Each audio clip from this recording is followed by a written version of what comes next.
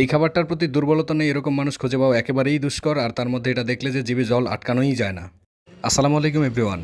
আমাদের আশেপাশে তেমন কোনো উন্নত স্ট্রিট ফুড নেই, যেগুলো আছে সেগুলো একটু লোয়ার লেভেলের, মানে চটপটি ফুচকা যেগুলো অ্যাভেলেবেল সব জায়গায় পাওয়া যায়। ঢাকা শহরে দেখা যায় যে এর থেকেও দামি দামি বা ভালো স্ট্রিট ফুড পাওয়া যায় পরিষ্কার পরিচ্ছন্ন, তো আমাদের গ্রামাঞ্চলে কিন্তু তেমন একটা না। তো আমরা যেখানে থাকি সেখানেও কিন্তু মোটামুটি স্ট্রিট ফুড পাওয়া গেলেও তেমন কোনো উন্নত মানের নয় এগুলো। তো আমাদের চলতি পথে নানান রকম স্ট্রিট ফুডের সম্মুখীন হলেও আমার কাছে সবথেকে প্রিয় যেটা সেটা হচ্ছে এই যে বেলপুরি। বেলপুরিটা একটু বেশিই মজা লাগে, কিন্তু সবারটা না, এই মামার হাতেরটা অনেক বেশি মজা লাগে।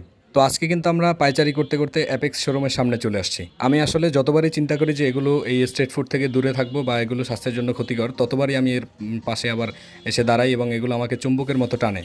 তো শুক্রবার হলেই এদিক ওদিক ঘুরে বেড়াই। তো আজকে কিন্তু একটু ওয়েদারটা খারাপ থাকার কারণে কোথাও বের হওয়া হয় নাই, তো সন্ধ্যার পরে বেরিয়েছি। দেখি আসলে রাস্তায় কোনো খাবার টাবার পাওয়া যায় কিনা বা স্ট্রিট ফুড কিছু আছে কিনা। তো বেরিয়ে দেখলাম বেশ কিছু খাবার দাবার রয়েছে, তার মধ্যে অন্যতম এই যে ভেলপুরি, যেটা কিন্তু সবাই সব থেকে বেশি প্রিয় আমার। শুধু আমার না, অনেক মানুষেরই এটা বেশি প্রিয়। তো প্রিয় খাবারটা সামনে পড়লে সেটা অ্যাভয়েড করি কী করে। এই যে বেলপুরি দেখতে অনেক সুন্দর, কিন্তু এটার গুণাগুণের থেকে ক্ষতিকর দিকটাই একটু বেশি, তথাপিও আমরা এটা খেতে বেশি ভালোবাসি। তো এই মামার কাছে আমরা যখনই চলে আসি তিনি কিন্তু একদম হাসি মুখে সুন্দর করে আমাদের বেলপুরির আয়োজনটা করিয়ে দেয়। উনি হচ্ছে একেবারে হাসি মুখে থাকে সবসময়, মানুষটা খুব ভালো। আর সেই সাথে আমাদের খাবারের মানটাও কিন্তু খুব সুন্দর করেই দেয়, উনি নিজের হাতে বানায় সব কিছু বাসায়। তো আমরা আশা করি তার খাবারগুলো মোটামুটি ভালোই হয়, অবশ্য বেশ মজা লাগে, যার কারণে আমরা এখানে থেমে দাঁড়াই সব সময়। তো আসলে এটা কিন্তু প্রথমবার একবার চিন্তা করছিলাম যে আজকে খাওয়ার দরকার নেই, যদিও এগুলো আমাদের স্বাস্থ্যের জন্য ক্ষতিকর বা পেটে ব্যথা করে বা ঝাল গ্যাস্ট্রিক সমস্যা। তো তারপরে যখন এটার কালারটা দেখলাম আর যে টক পানি, সেটা হচ্ছে আমার সব থেকে বেশি প্রিয়।